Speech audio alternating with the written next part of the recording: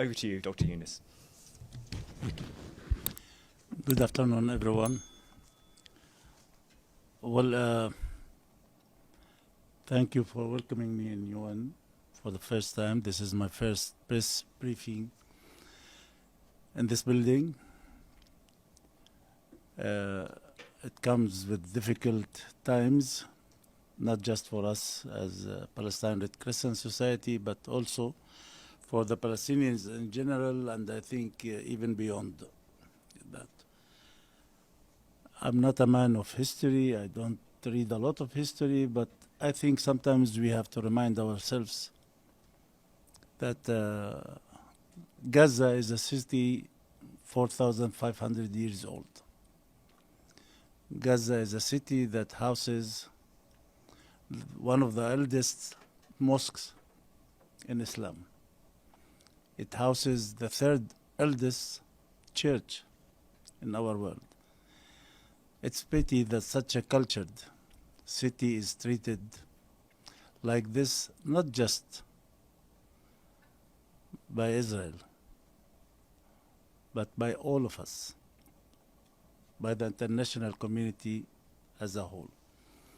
Yes, we came here with the breaking news last Sunday of the killing of 15 paramedics, humanitarian aiders. 8 of them are PRCS, 6 civil defense, and 1 UN officer, and 1 missing PRCS member. So it was our duty to talk about that. It was our responsibility, me and Marwan, to brief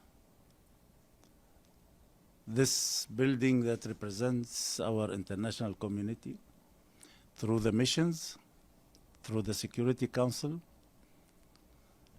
through everybody we have met in the Secretariat, about what is happening to our team. Last Sunday, a PRCS mission coordinated and accompanied by the UN OCHA uncovered a mass grave where 15 first responders, including 8 members of Palestinian Red Crescent, paramedics, 6 members of the civil defense, and the United Nations officer, were killed and buried. You've already heard that news. They were killed while on mission to save lives, following reports of civilian casualties in the area of Tall Sultan and Rafah. Since the atrocities, the war restarted nearly a month ago. We have seen vicious attacks against civilians. The story never ends, but Palestinians should not be turned into numbers. 2 days ago, a whole family, 17 members of Sharab family in Khan Younis were killed. Beit al-Arqam school was attacked. Shelter houses are being attacked. 31 people were killed. When will this end? When we will regain ceasefire in Gaza? By the way, the situation in the West Bank is not any better. And it's getting there day after day. It's getting worse day after day.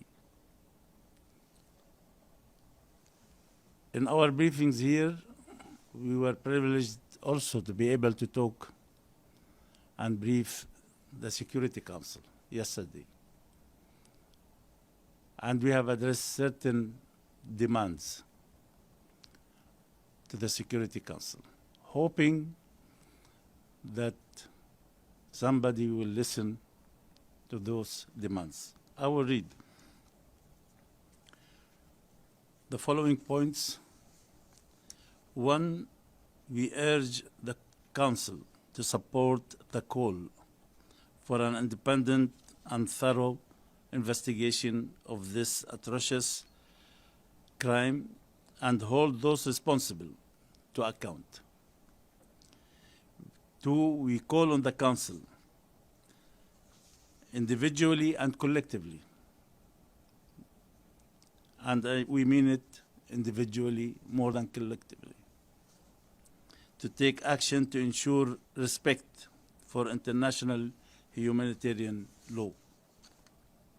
Three, enforce existing mechanisms and tools at the disposal of member states to ensure protection of humanitarian and aid workers and end impunity. Four, we call on the Security Council and on the whole international community to spare no effort to return the ceasefire and to the end of violence immediately. Five, we call for the immediate resumption of aid delivery and the opening of border crossings. We call the international community to achieve justice for the soul of those humanitarian workers. They are not the last, they are not the first, but more and more, Red Crossers, Red Crescent people are being targeted throughout the world. This is an emblem that needs to be protected or should be protected, but it is not. We had broken records of the largest number of aiders being targeted in Palestine. Thank you very much. Thank you, Dr. Younis. Yes, please. Thank you very much on behalf of the United Nations Correspondents Association for doing this briefing. My name is Edith Lederer from the Associated Press. A couple of follow-ups on the events of March 23rd and the discovery of the 15 bodies. Can you tell us if there's been any follow-up to your calls for an investigation? That is, do you expect the UN, the Human Rights Council, to conduct an investigation on the ground? And can you give us any details on how the victims were killed and the condition of their bodies? Were any of them found with their hands bound? And is there a new forensic examination of the bodies being conducted, or is one going to take place? Thank you.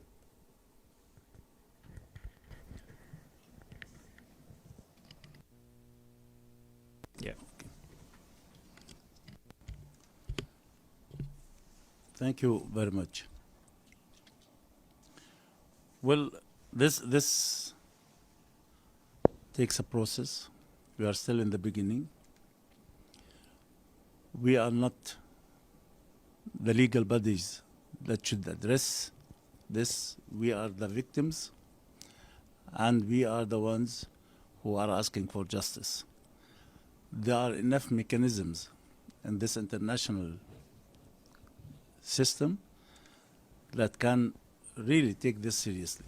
Yesterday we have asked for this investigation. We have asked for an independent investigation to be conducted, and we'll pursue that. And I hope that our respected components of our international system will take up responsibility. Enough is enough. These are not the first. PRCS people that has been targeted and killed. Yes, we have some information about the conditions of the body. Yes, there is a forensic and autopsy conducted on the bodies. It's in the process. There will be a report coming out, hopefully. The bodies have been targeted from a very close range.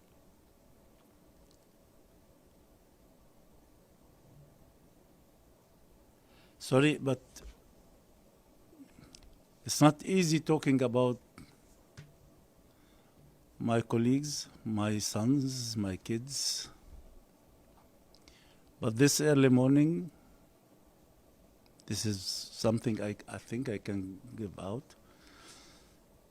because we will discover a lot of information. We will release a lot of information in the coming days to come. Something I can release, I heard the voice of one of those kids.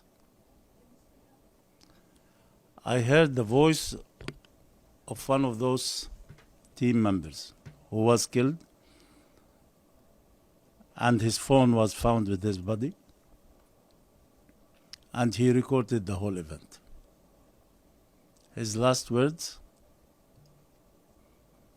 before being shot: "Forgive me, Mom. I just wanted to help people. I wanted to save lives." And then he was killed. So you can imagine the 15 team members. What did they go through? It was an episode that's heartbreaking. Thank you. Thank you. Could I ask one quick follow-up? You have one member of the Red Crescent who is missing. Have you received any information at all about where he might be? Yes. Let me be clear about that. There has to be accountability to those who did this. For 8 days, we have been begging the Israelis for information about the whole team. They knew exactly where they were because they killed them. But for 8 days, their colleagues were in agony, their family were in agony. Everybody that knew them were praying that they will be alive. They kept us for 8 days in the dark. Now, the only information we know that Assad is missing. But there's somebody who knows whether Assad has been killed somewhere else or Assad is detained in Israeli jails. We still have 3 of our colleagues detained in Israeli jails. But why to keep us in the dark? They know exactly where they are. Thank you. Thank you, Dr. Younis. Next question. I should have said I'll go to the room first before online.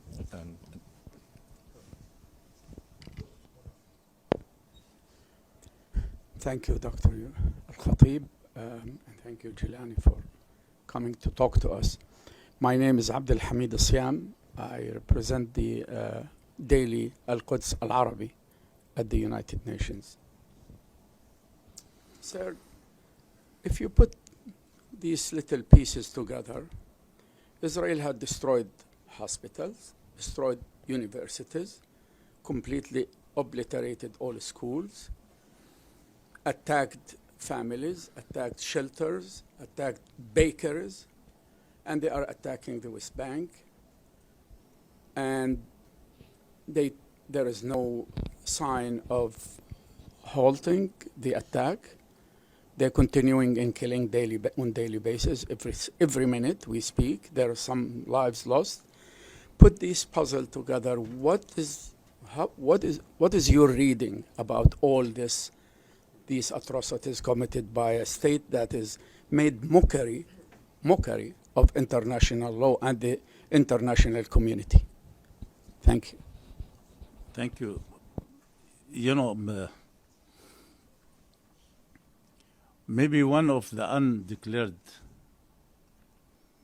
objectives of this war is the destruction of the health system. And let me just talk about the health system and the humanitarian part of it. And also what proves that is what we see in Jenin and Tulkarem, what we see in Tubas and Tammun.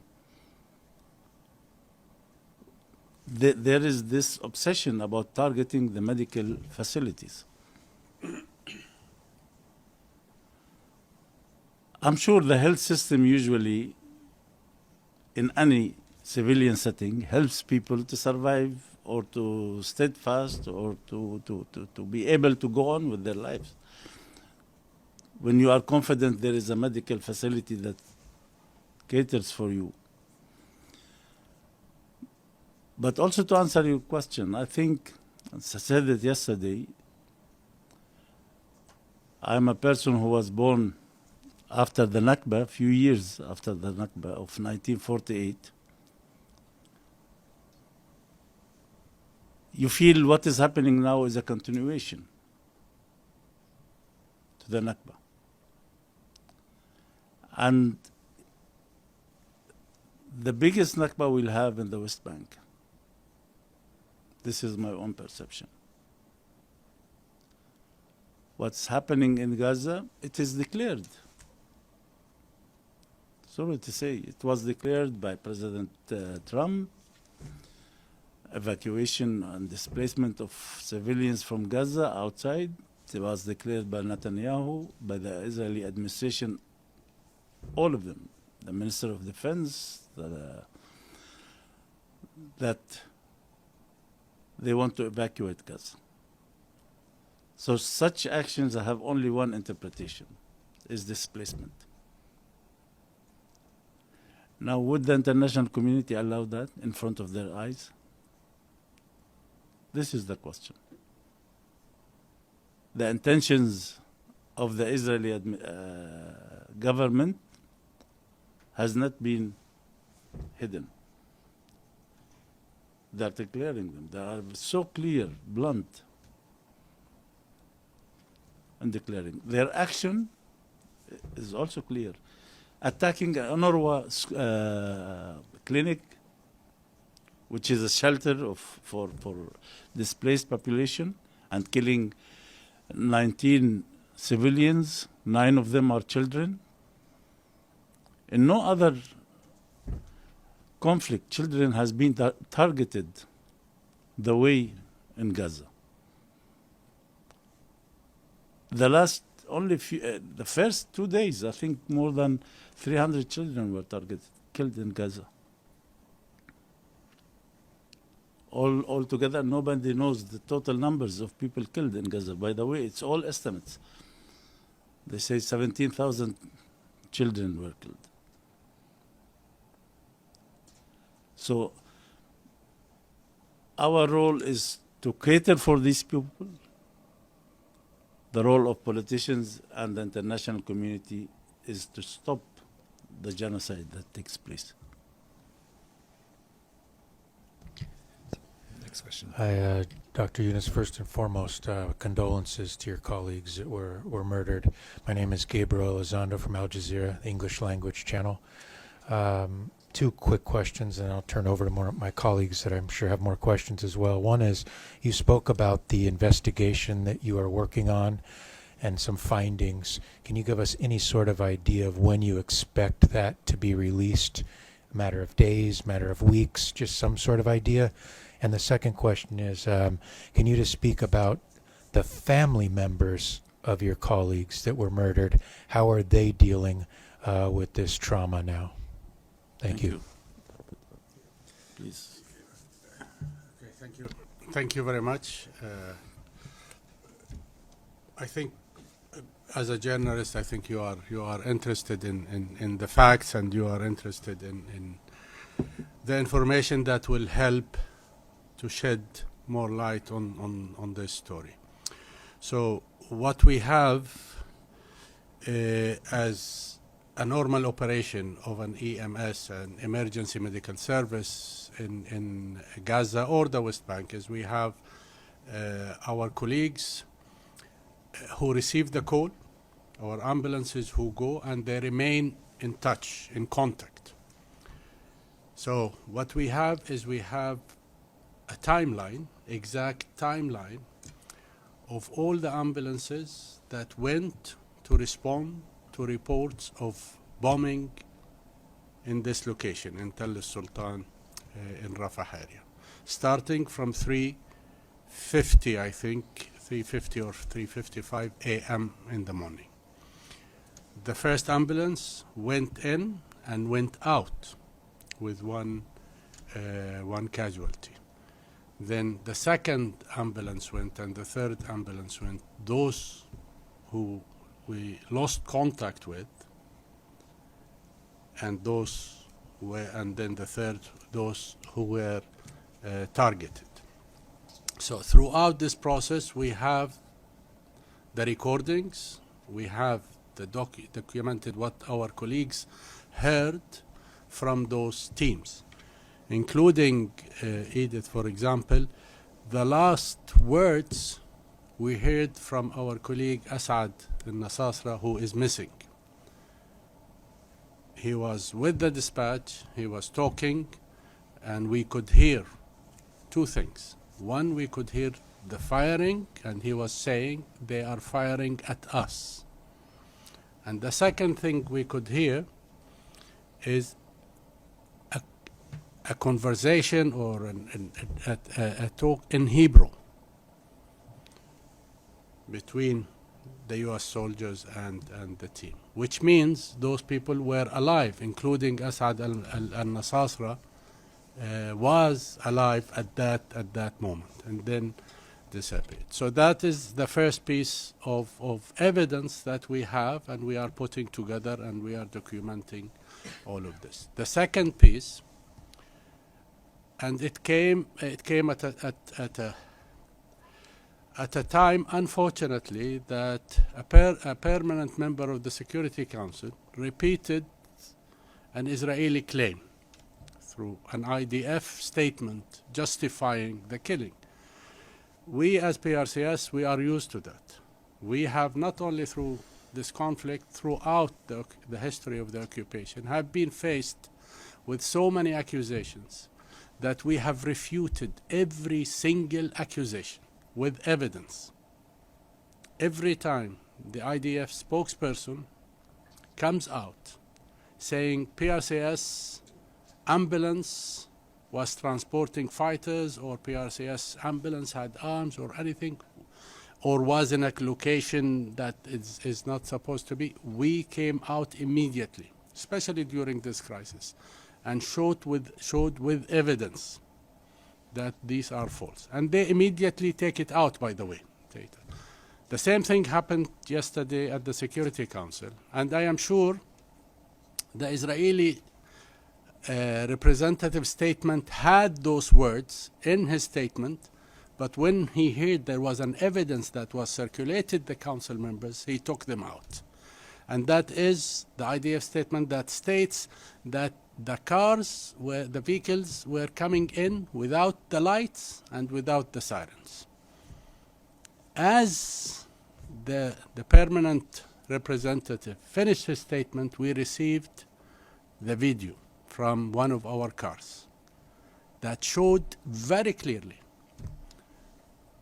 the cars, the vehicles of the ambulances had their lights on, the fire brigade truck had its lights on, and the sirens. You hear the sound. That's one thing we hear in this video. The second thing we hear is, we see before what we hear, they were going after the first ambulance. We see an ambulance standing on the side with doors open, and apparently what we can interpret from the video is our colleague stopped and rushed to this car. Another person in the team was shouting after we hear the firing at them, it's a trap. He's shouting in the video, it's a kameen, it's a trap. This is all evident in the video. So this refutes the whole narrative of the Israeli, and as I said, it's not the first time. The other thing, which I think is also it shouldn't be any surprise to anybody that they killed them, because when the UN mission went together with our team to uncover the bodies, the UN car was videoing, was taping the journey, and there is a live tape of 2 civilians being killed in front of the UN OCHA car, back in the head. This is live. This is a video coming from the UN car. So the intentions are clear. The disregard, whether to the civilians, which we have seen time and again, or disregard to the teams, is clear. So what we are doing now, we are putting all of this together, and we will come up. What we have one concern, and I hope you will understand that. And our colleagues were really hesitant yesterday to send the video, and we tried to do it without the email, because we are afraid there will be retribution against our colleagues in Gaza, and that always happens. So we also taken into consideration the safety and security of our colleagues when we want to release whatever information we have. Thank you. Just, there will be more coming out.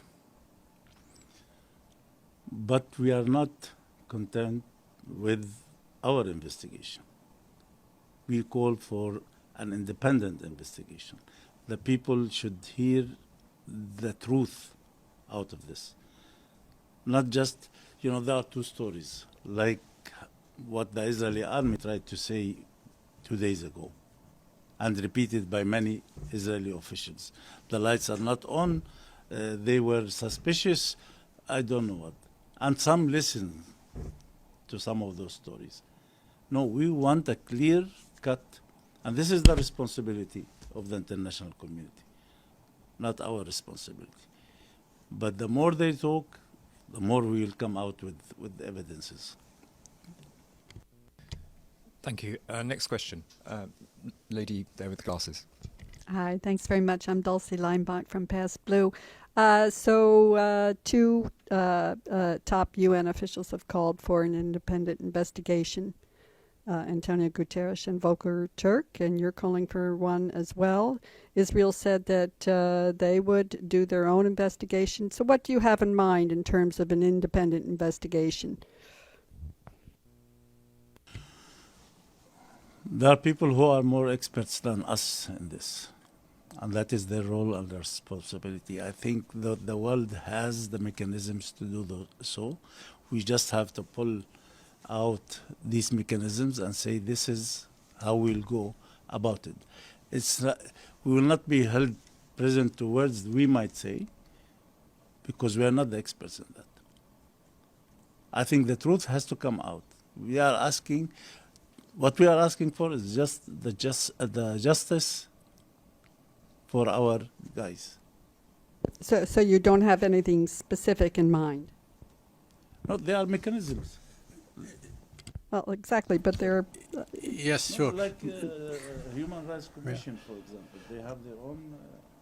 I think, as Dr. Younis said, I think the mechanisms are at the disposal of member states, and they are part of the international system But from our point of view, as PRCS and also as Palestinians, I would say there are 2 things that are important. One is we have a history of so many incidents, so many investigations that have been blocked by the occupying power. So we have so many commissions of inquiries, we have so many resolutions, whether it is from the Commission on Human Rights or from other bodies of the United Nations. I think the scale of this crime should should oblige the international community to do more and not to accept that this would be another incident that goes in the files and be forgotten after a few days. That's one. Number two is, every time Israel is cornered, they come up at the last minute, because if you review the timeline also of what the Israelis said, you will see the changing story. So they came first, exactly, these were Hamas. The cars were entered in a suspicious way, without license, and now they are changing. And to stop this pressure and this consensus that is being formed within the international community that is an atrocious crime, they're saying we will do our own investigation. What we can say to that is we have never seen an Israeli investigation that resulted in any accountability whatsoever. This is on record, this is a fact, and that, I think, should not be accepted. So that's what we can say as victims of these atrocious attacks on our teams. The rest is, as Dr. Younis said, is up to the member states to activate that. Let me be very frank with you. As victims, yesterday we heard the right words from states member Security Council. The right words, the right statements,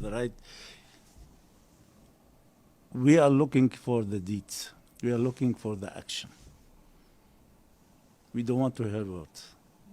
We don't want to hear even condolences. We have lost through this conflict more than 200, not this recent, but as Palestinian Red Crescent in the last 50 years, more than 220 I think, of our colleagues. We heard lots of condolences. We heard lots of nice words, statements. It's time for action. Thanks. Thank you. Next question, please. Yes.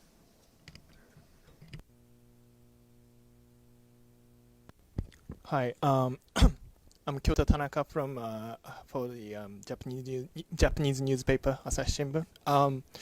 I'm sorry about the incident, and I just want to clarify about the video that you talk about. Could you just explain why the video was being shot at the time of the incident?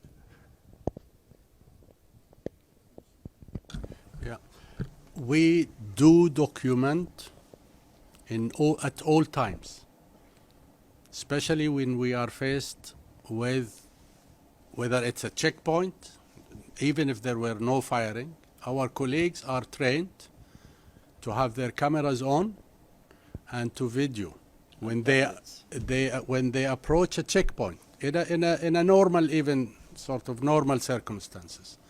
So this is part of our documentation for us and of documenting the mission, because we know and we are faced not always with being targeted with a live fire, but our colleagues always, every day, face the beatings, the blocking their mission, staying at checkpoints for hours when patients even in a critical conditions. So they do document this, and the Israelis know that we document this. So it is a normal procedure. It was not.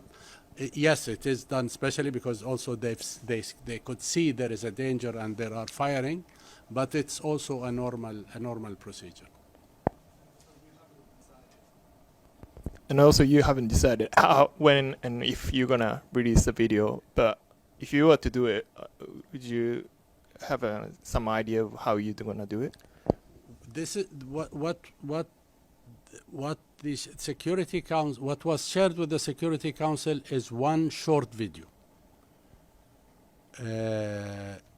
And again, I think, I don't know if you mentioned it, I think Dr. Younis may have mentioned it, but Dr. Riyad mentioned it at the council. This was the phone of one of our EMS members, of the paramedics who was killed. So the phone was on his body, the phone was in his pockets or with him. That's why we retrieved that video. There is a longer video. As I said, we will look into. First of all, this is evidence, and we will deal with it as such. We will see how it will be used by competent authorities, but we will also take care of our colleagues. The safety and security of our colleagues is paramount in this case. So anything that would put not those who have been killed, but their families also.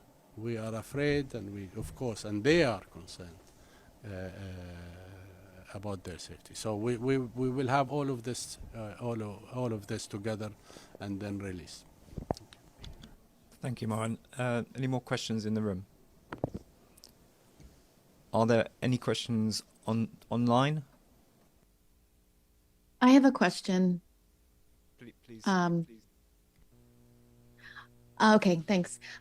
Dawn Clancy with IPS News. Mr. Jelani, I just wanted to follow up on something you said, and you may have misspoke, but when you were talking about the video or the audio that you have, and there were soldiers speaking to one another that you could hear, you said that they were speaking Hebrew, but then you referred to them as U.S. soldiers. And I'm just wondering if you spoke or if you're aware of there being U.S. soldiers there. No. I am sorry if I said that. No. This must have. I don't know. It must have been. I don't even realize I said that. No. What I said, the conversation, and I was trying to find another word for conversation. Converse. They were conversing in Hebrew.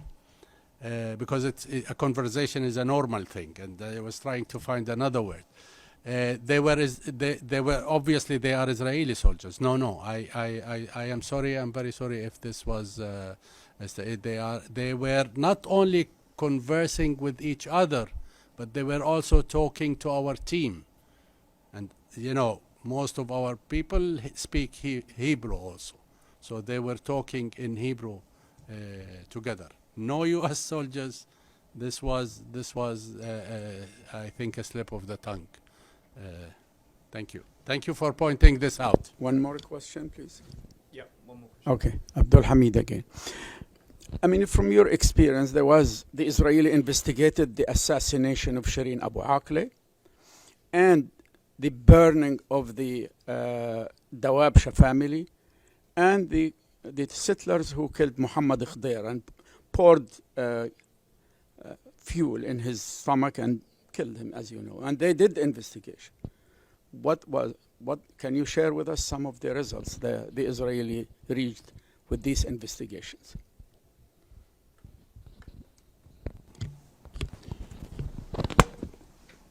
Simply, we can share nothing because we were not involved in these investigations. We were not informed even of it. We don't have any reports. They don't share reports with us, and this is why Marwan was very clear that this idea of the Israeli army investigating, I have a certain experience also in that respect. We don't trust any of the army investigations, and this is why we were very clear in saying that we need an independent inquiry into this, and not just the routine procedure to quit settlers who are shooting everywhere, and then the next day we find them also still walking freely, you know, and Palestinians. I heard the story of the Palestinian filmmaker that won the Oscar, who has been, because also our ambulance was involved in, he was attacked in his house and he was beaten up. But he's the one who was jailed and he's the one who had to pay the fine. And not the Israeli settlers who beaten him because he attacked the settlers. You attack me in my home and then you blame me. No, we don't trust such. Thank you. Thank you. Dr. Younis, I think we had a question from Al Jazeera about families as well, which we answered. Families of the victims.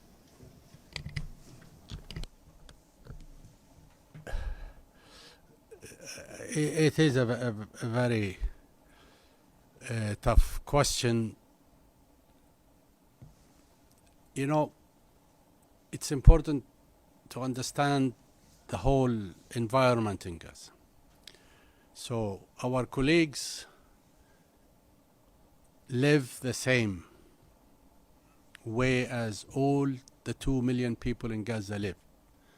They live in shelters. They have scarce food and water resources, the same as everybody.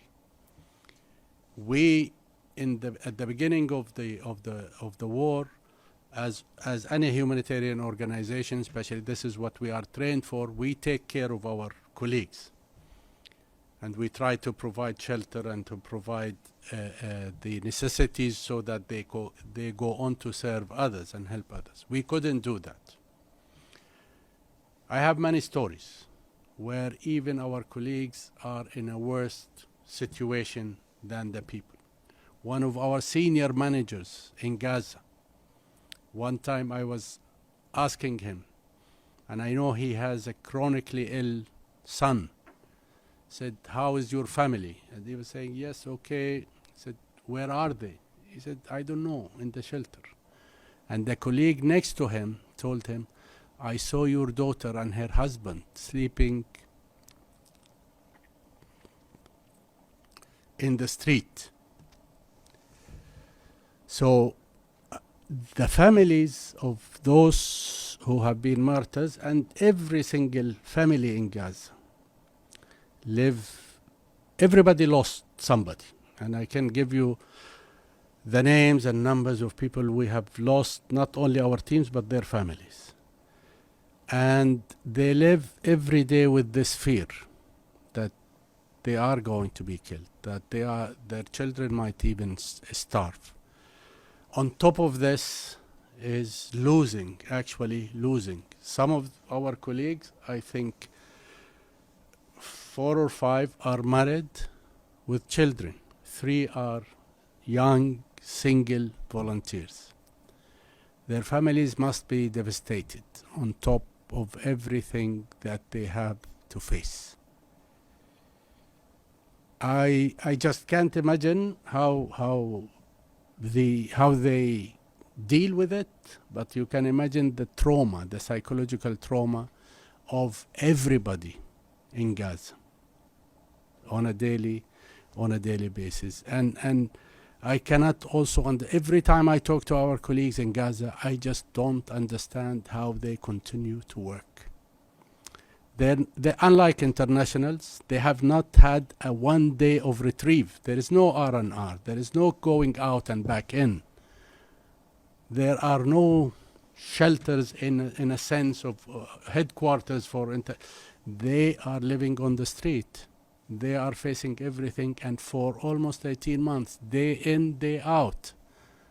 As we've seen in this video, they go out knowing that they risk their lives, and also they risk losing their families from bombardment. So it is a horrible situation for everybody in Gaza, and that's why we really hope and we see, call this it is unbelievable that the world cannot stop this after 18 months.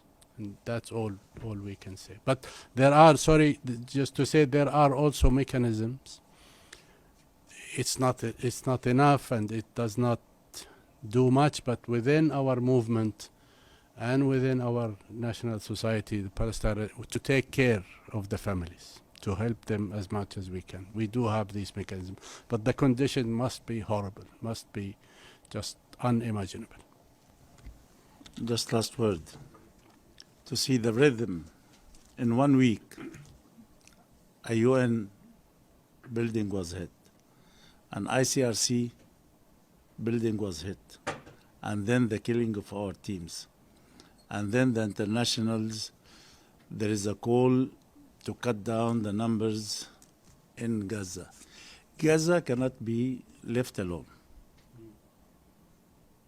Gaza cannot be left alone. This is a cry to our international community. Thank you.